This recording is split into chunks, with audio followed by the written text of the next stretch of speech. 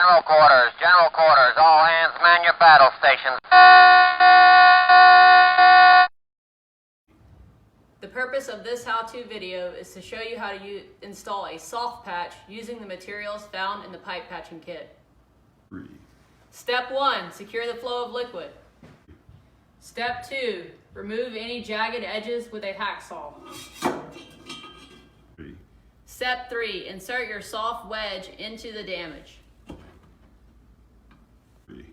Step 4, mark a line along the pipe onto your wedge and remove from the hole. Step 5, once the wedge is removed, cut a 1/2 inch below the marked line. Step 6, camelback wedge with oakum, insert into pipe, and cut flush.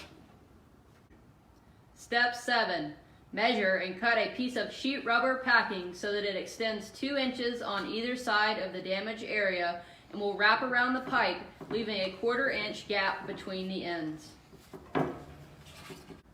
Step 8, hold in place tightly wrapping with 2 layers of marlin twine, starting from the center of the patch and working to each side so that it extends at least 1 inch.